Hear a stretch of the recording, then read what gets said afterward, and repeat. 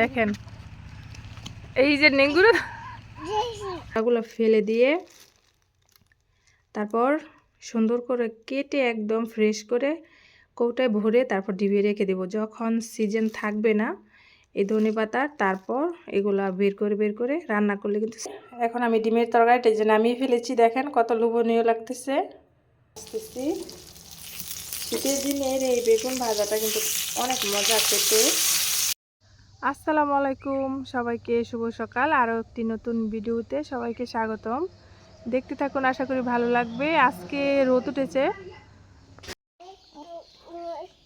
তারাই এখন নেও।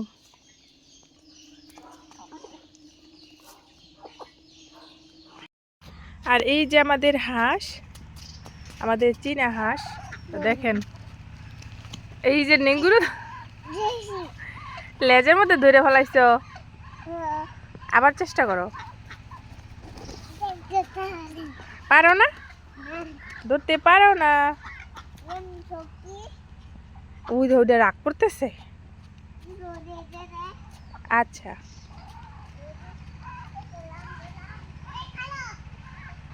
আসো।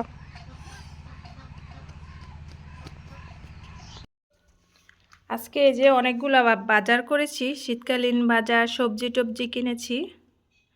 তো চলুন দেখি, আপনাদের দেখাই কি কি সবজি কিনলাম।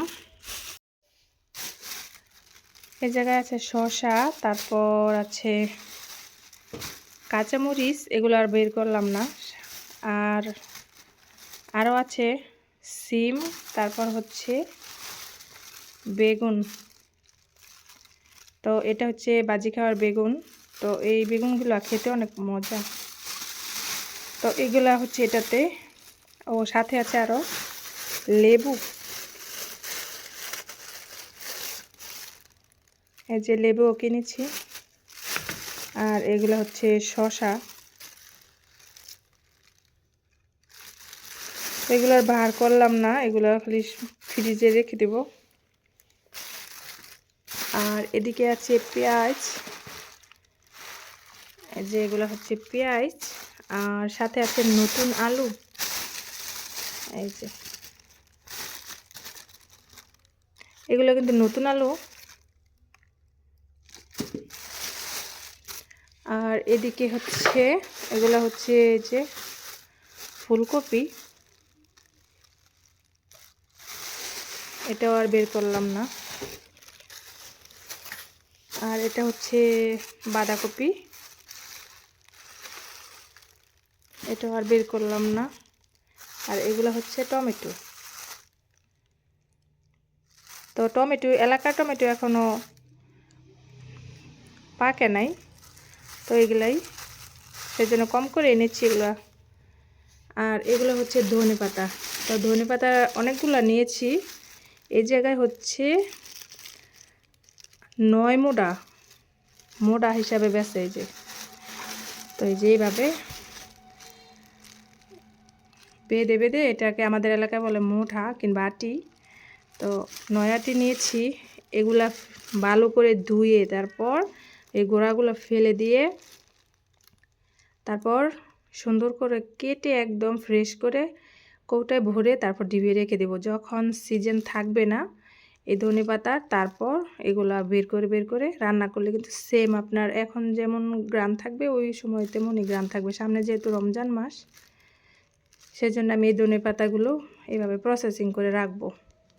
আর এগুলো কিন্তু যেগুলো পাতা শুধু হয় ওগুলা না, এগুলো হচ্ছে দেশি ধনে হয়, ধনিয়া। আর এটাতে ঘ্রাণ অনেক, সেজন্য এই দেশিটা পেয়েছি দেখে 9 মোটা নিচ্ছি, 9 আটি। আর এদিকে আছে আদা, অল্প করে এনেছি। সাথে আছে জিরা, আরও আছে দারচিনি। তো এইগুলো হচ্ছে বাজার আজকের, এই যে এগুলা। তো অনেকে কিন্তু এই পদ্ধতিটা জানেন না।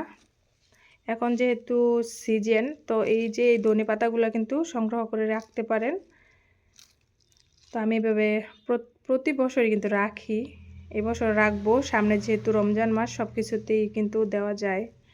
ধনেপাতা, তো দেনেও ধনেপাতা। আর এদিকে বেগুন ভাজতেছি। শীতের দিনের এই বেগুন ভাজাটা কিন্তু অনেক মজা খেতে, আর আমার ছেলেরা এটা খুব পছন্দ করে, বেগুন ভাজাটা অনেক পছন্দ করে। এই বেগুন ভাজা, বেগুনটা কিন্তু শীত সিজনে বেশি পাওয়া যায়, আর শীত সিজনে কিন্তু এটা খেতেও অনেক মজা।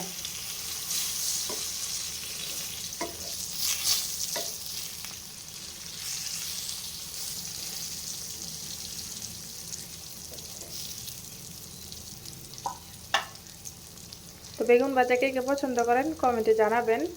বিশেষ করে আমারও ভালো লাগে, আমার ছেলেরাও পছন্দ করে। সেজন্য আমার মানে এই যে শীত সিজন যে এসেছে, মানে এই সময় আমার ঘরে বেগুন থাকবেই।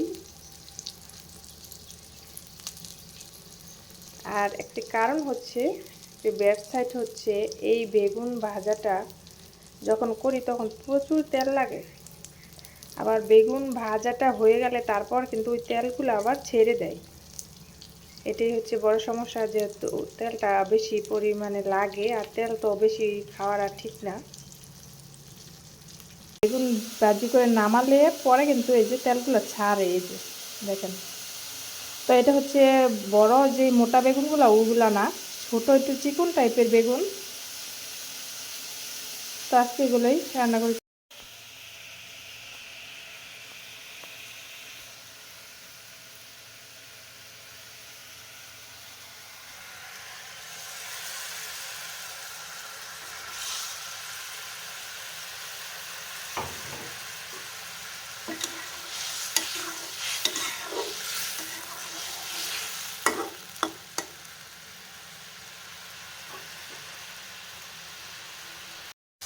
আর এদিকে আমার ডিমের তরকারিটা দেখেন হয়ে আসছে। তো আর একটু শুকাবো, আর একটু শুকালে তারপর নামাবো। তো এগুলা হচ্ছে দেশি মুরগির ডিম, ঝোল রাখবো না, এমনি ছোট ছোট। তো আর একটু শুকালে তারপর নামিয়ে ফেলবো। তো এই যে দেখেন মশলাটা কিন্তু এখন লাল হয়ে আসছে, যেহেতু এই যে, তো এখন আমি এটা নামিয়ে ফেলবো।